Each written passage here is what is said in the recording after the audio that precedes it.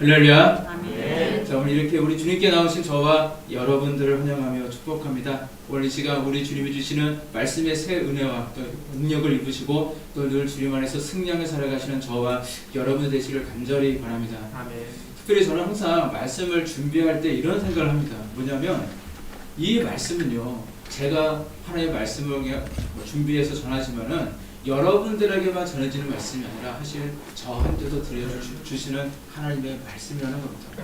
그래서 이 말씀이 또 저한테 주시는 말씀이고 또한 저와 여러분들 모두에게 주시는 말씀인데, 저는 이 시간을 통해서 이 말씀을 통해 저와 여러분들 하나님 향하시는 하나님의 그 귀한 뜻을 발견하고 또 우리 주님께로 더욱더 한 걸음씩 나아가시는 저와 여러분들 되시기를 간절히 바랍니다. 네. 여러분들은 어떨 때 기쁘십니까? 언제 기쁘세요? 손에 물질이 많이 들어갔을 때, 아니면 직장에서 그 어렵다는 그 승질이 되었을 때, 그동안 기도했던 기도의 제목들이 응답되었을 때 가장 기쁘십니까? 사실 다 기쁜 일입니다. 기쁜 일이 맞습니다. 물질이 생겨도 사실 좋고 기쁘고요. 내가 승진해도 기쁘고요. 우리 아이들이 정말로 좋은 대학에 들어가도 기쁘고요. 그동안 하나님 앞에 기도드렸던 그 기도 제목이 응답되는 거 정말로 얼마나 기쁜 일입니까? 이처럼 우리가 인생을 살아가면서 이렇게 좋은 일이 생기게 되어지면 당연히 우리의 마음은 기쁨입니다. 자, 그런데 기쁜 일도요, 다 똑같은 기쁨이 아니라는 사실입니다. 사람마다 기뻐하는 것이 다 달라요. 누구는 이것 때문에 기쁜데 다른 사람은 이것보다는 이것 때문에 기쁘고, 뭐 이렇게 뭔가 사람마다 어떤 기준과 가치관에 따라서 기뻐하는 모습도 다르다는 것입니다. 그래서 그 사람이 언제 무엇 때문에 기뻐하느냐에 따라서 우리는 그 사람의 어떤 수준을 알 수 있어요. 그걸 레벨이라고 하죠. 그 사람의 어떤 뭐 신앙의 정도라든지 어떤 삶의 질이라든지 기타 등등 그 사람의 어떤 삶의 수준을 우리는 볼 수가 있다는 것입니다. 다시 말씀드린다면 이런 이야기입니다.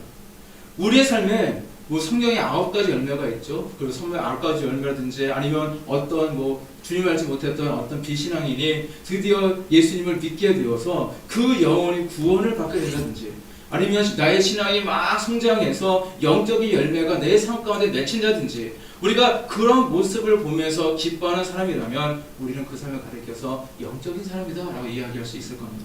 반면에 성경에 있는 것처럼 육신의 안목이나 뭐 이상의 자랑, 다시 얘기해서 돈이 생기면 기쁘고요, 세상적인 출세와 같이 뭔가 자기 눈앞에 이익이 떨어지고 뭔가 좋은 것이 있을 때만 기뻐하는 사람을 가리켜서 우리는 육적인 사람이다 라고 이야기할 수 있습니다. 이렇게 사람들은요, 영적인 사람과 육적인 사람들이 있어요. 그리고 이처럼 기뻐하는 일도요, 어떤 것을 기뻐하느냐에 따라서 우리는 그 사람의 수준을 알 수 있다는 것입니다.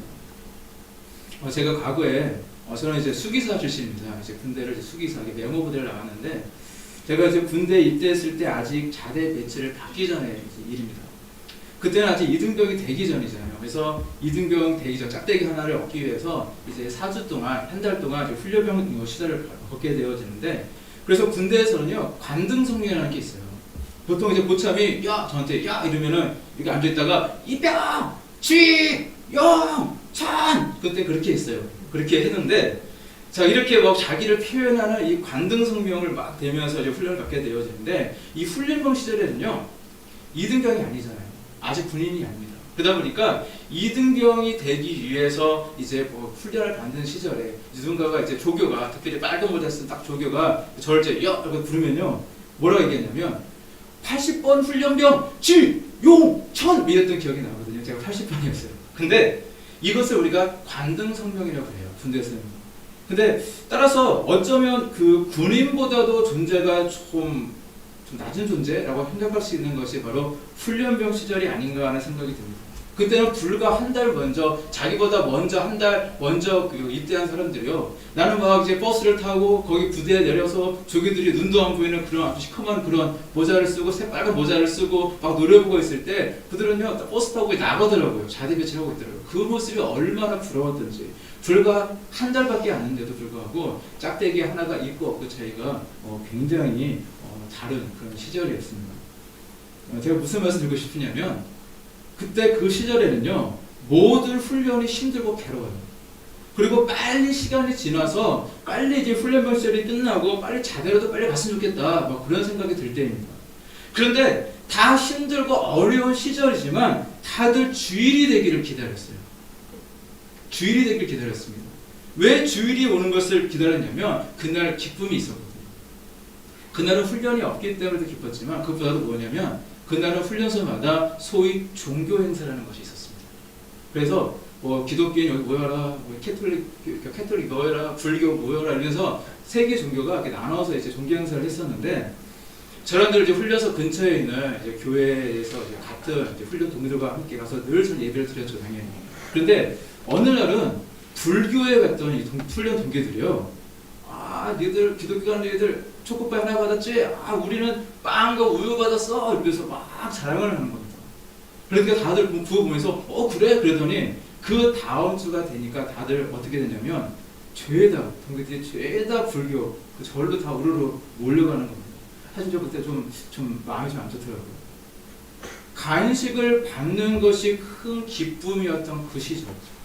어디에서 어떤 간식을 주느냐에 따라서 종교가 수시로 바뀔 정도로 이 훈련소 시절에는 먹는 게 참 중요했던 것 같습니다. 이처럼 이렇게 먹을 거 하나에 종교가 왔다 갔다 하는 그런 것이 어쩌면 우리 인생들의 모습이 아닐까 하는 생각을 하게 되어져요. 정말로 작은 거잖아요. 그 빵 하나 사이에서 보면 뭐 1,000원이나 됩니까? 근데 그거 하나에 나의 종교까지 바꿀 수 있다는 건요. 정말 얼마나 우리 인생들이 이 땅의 것에 치중하며 정말로 그렇게 인생을 살아가는지 우리가 보게 되어지는 정말 안타까운 그런 사건인 것 같습니다. 그렇다면 여러분은 저와 여러분들의 모습은 어떻습니까?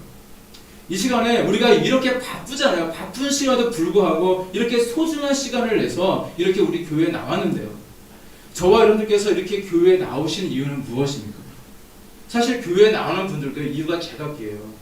저의 기억을 보게 되어지면 그 연령과 뭐 어떤 사람의 어떤 특성에 따라서 제각기 이유가 있겠지만 제가 어린 시절에는요 선생님이 참 좋았어요. 교육 선생님이요 너무너무 사랑이 많으시고 제가 집에서 받지 못하는 것 같은 그런 사랑을 그 교육 선생님이 해주시더라고요. 그래서 너무너무 좋아가지고 이제 그 교회 선생님을 보기 위해서 그 교회를 나갔던 기억이 있고요. 조금 더 잘하게 되어지면 친구들은 그 아이들이 중학생, 고등학생이 되면 이제 친구가 좋아서 그 친구를 보러 교회를 많이 다니게 되고요. 또 청년이 되면요, 물론 신앙의 고백 때문에 믿음 때문에 오는 친구들도 있겠지만 또 많은 분들이 자기가 좋아하는 형제한테 아니면 좋아하는 자매가 있어서 그분을 보기 위해서 그녀를 만나기 위해서 그렇게 오는 사람들이 적지 않더라고요. 그래서 교회에 늦게 왔는데도 불구하고 두리번 거리면서 예배에는 별로 신경 쓰지도 않고 오직 그 자매만 찾고 있는 그런 형제들 사실 있습니다. 자, 그런데 우리가 이곳에 나온 이유는요, 우리 하나님 때문인 줄 믿습니다. 우리 하나님의 은혜에 너무너무 감사해서 우리 하나님께 예배 드리기 위해서 우리의 삶을 드리기 위해서 우리는 이곳에 모인 줄로 믿습니다. 그래서 우리가 영적인 사람들이라면 우리가 육적인 땅의 사람이 아니라 영적인 사람들이라면 이렇게 예배 드림이 우리에게 있어서 큰 기쁨이 되어야 될 줄로 믿습니다. 저희 아이들이요 많이 어렸을 때, 그러니까 초등학교 들어가기 전에 아장 좀 이렇게 잘 이렇게 걸어다니는 그 시절에 제가 저녁 시간이 되면 이제 교회에서 이제 퇴근하면은 제가 이제 종종 집에 가기 전에 옆에 있는 가게에 들려서 이제 과자 2봉지를 사서 들어갔습니다. 한 봉지 사가면 싸우니까 항상 2봉지를 이렇게 사서 들어갔었어요. 근데 처음에는 아이들이 아빠 왔다 그러면은 막 좋아가지고 막 뛰어오면서 그 모습이 좋아서 제가 과자를 잘 사갔었는데, 근데 시간이 지날수록요 아이들이 제가 집에 딱 들어가면 제일 먼저 보는 게 제 손을 먼저 보는. 그리고 제가 어느 날 손에 아무것도 드는 게 없으면 그 둘째 막내가요, 영훈이가 걔가 심통이 나서 꼭 들어가는 겁니다. 근데 문득 그 모습을 보니까 되게 마음이 서운하더라고요. 아이들이 아빠보다 과자를 더 좋아하는구나 생각이 드니까 오히려 더 과자를 사가는 횟수가 많이 줄어들었던 그런 기억도 사실 있습니다. 지금 이 시간 우리 주님이 우리를 향하신 마음도 혹시 이러한 모습은 아닐까요? 혹시 저와 여러분들의 모습이 우리 예수님보다 우리 예수님이 손에 들고 있는 그 복에만 관심을 가지고 있는 것은 아닌지 내 자신을 한번, 내 신앙의 모습을 다시 한번 점검해 봐야 될 것입니다. 우리 하나님은요 지금 나를 만나기를 원하시고 또 나와 대화하고 나의 예배를 받으시길 원하시는데 정작 나는요 하나님보다 하나님이 주시는 그 복에만 관심을 갖고 있지 않은지 우리의 모습을 한번 돌이켜보시길 바랍니다. 이건 저에게도 마찬가지예요. 저에게 하는 이야기입니다. 우리 돌이켜는 참 많은 언약들이 있습니다. 아마 저도 그렇고 여러분들도 다 놀라실 거예요. 어떻게 이런 언약들이 성취될 수 있을까라고 보시면서 굉장히 놀라실 겁니다. 그리고 그 언약을 통해서 하나님은 정말로 많은 복을 저와 여러분들에게 분명히 주실 것입니다. 그런데 한번 생각해 보자고요. 그때 이제 얼마 남지 않았어요. 근데 그때 하나님이 우리에게 복을 주실 것인데 우리가 하나님의 언약의 때를 기다리는 이유가 하나님의 뜻을 이루고 그 응답을 통해서 수많은 영혼들을 구원하고요. 우리 하나님께서 정말로 기뻐하시는 일들을 통해서 우리 하나님께 영광을 돌리는 일이 되어야 하는데 그것보다 오로지 하나님께 주시는 그 복만 바라면서 내가 이 땅을 살아가면서 정말 떵떵거리고 돈도 많이 갖고 막 늘고 싶다는 그 마음만 가지고 그때를 기다리고 있는 것은 아닌가 한번 우리 자신을 돌이켜 봐야 한다는 것입니다. 과거 2000년 전에 우리 예수님께서 한 어린아이가 가져왔던 오병이요 보리떡 5개와 물고기 2마리를 가지고 장정만 5,000명이나 먹이셨고 남은 것을 다 거두어 보니까 12강준이나 걷게 되었던 이 사건은요 사실 우리 인간의 이상으로 상상할 수 없는 일이에요. 그냥 기적 중의 기적입니다. 어떻게 물고기 2마리랑 보리 5개가 어떻게 그 5,000명 거기에 다 보면 2만 명 넘었다고 그러는데 어떻게 그 사람을 다 먹일 수가 있겠습니까? 근데 이 이적을 경험했던 사람들은요 너무 마음이 좋았어요. 너무 행복했습니다. 다들 예수님의 팬이 되었어요. 그래서 그 이후에 더 많은 사람들이 우리 예수님을 따라다녔습니다. 예수님께서 갈릴리 호수를 건너가면요 그러면요 오세임 가시다 하면서 사람들이 우르르 막 쫓아다녔어요. 그렇게 우리 예수님이 굉장히 인기가 많으셨거든요. 그때 우리 예수님은요 어느 날 예수님께 다가오는 몰려오는 사람들을 보시면서 이렇게 말씀을 하십니다.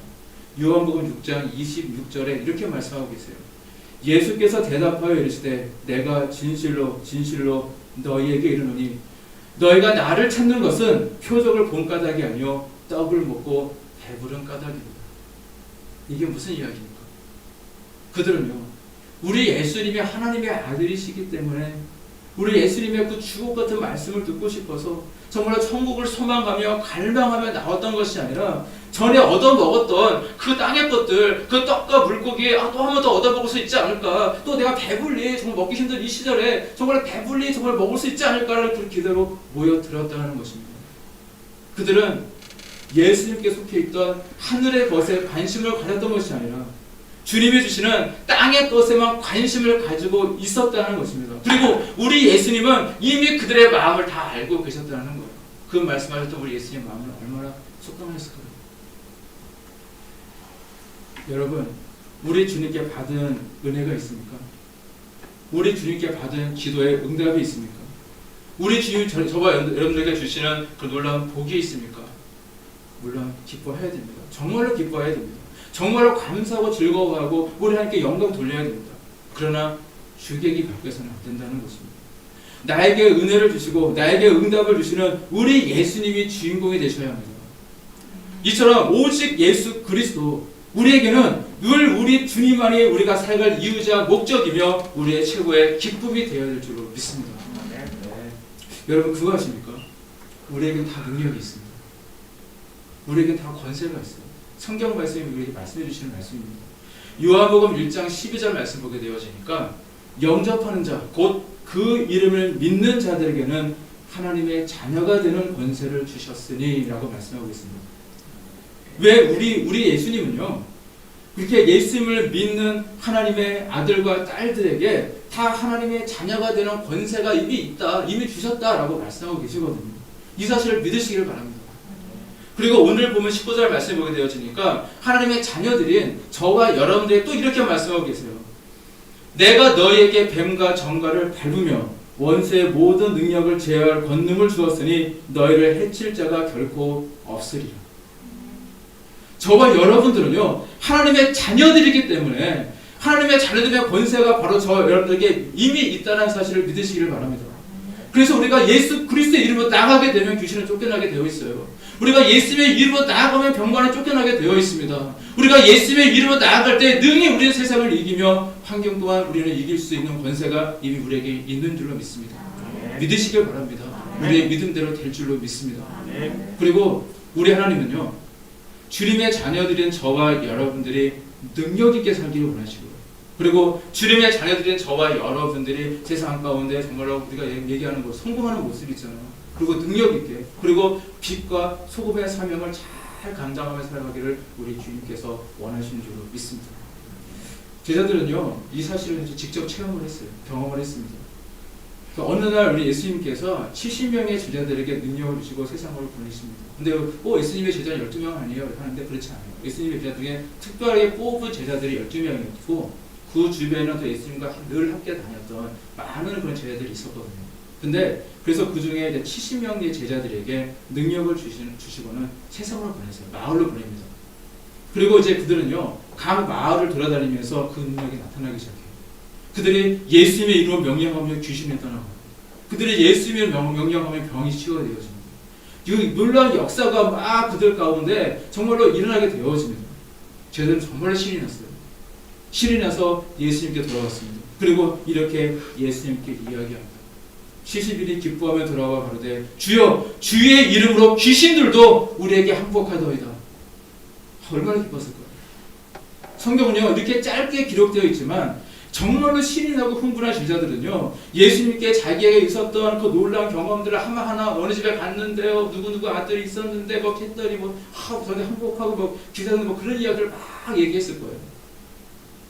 그때 우리 예수님께서 뭐라고 대답하신지 아세요? 20절 말씀 보게 되어지니까 그러나 귀신들이 너에게 항복하는 것으로 기뻐하지 말고 너희 이름이 하늘에 기록된 것으로 기뻐하라 하시니라 라고 말씀하고 계십니다. 우리에게 능력이 나타나면 기쁨이 됩니다. 맞습니다. 능력이 나타나면 기쁨이 돼요. 우리의 삶 가운데 예수님으로 인해서 놀라운 복과 은혜가 임한다면 정말로 기쁜 일입니다. 그러나 우리의 기쁨의 수준이 올라가야 된다는 것입니다. 이 땅에서 능력 있게 살아가는 것, 이 땅에서 큰 복을 누리며 살아가는 것, 악한 사단을 이기고 정말 살아가는 것을 인해서 그 기뻐하는 것보다 사실 더 기뻐해야 될 이유는 바로 우리의 이름이 하늘나라 생명록에 기록되어 있다는 거예요. 우리가 천국 백성이라는 것입니다. 그것이 바로 우리의 참 기쁨이라는 것입니다. 좀 오래된 일입니다. 거의 한 15년쯤 된 일 같은데 저희 아내의 그 고영화 사모가 어느 날 잠자다가 일어나더니 여보, 내가 이런 꿈을 꿨어요. 라고 저한테 얘기를 해주더라고요. 그래서 제가 그때 적어놨습니다. 적어놨던 것이 있어서 잠깐 말씀을 드릴게요. 꿈에 저랑 이제 집사람이 어느 아주 유명하다고 하는 어떤 기도 집회에 참석을 했어요. 그리고 그곳에서 수많은 사람들이 이제 집회에 참석을 했는데 어떤 목사님처럼 보이던 사람이 어떤 분이 이제 말씀을 전하면서 이제 사람들을 막 안수를 해주는데 병도 막 치유되어지고 막 사람들이 막 쓰러지고요. 정말로 신기한 일들이 막 그런 것이 막 경험되는 겁니다.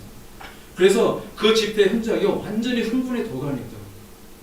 이제 저와 이제 고영한 사모들 그분들이 기도해 주겠다 하면서 딱 와서 딱 기도를 해주는데 이상하게도 아무런 능력이 나타나지 않습니다. 그러니까 그 강사가요, 이상하다 하면서 또 기도를 해주는데 아무 능력이 나타나잖아요.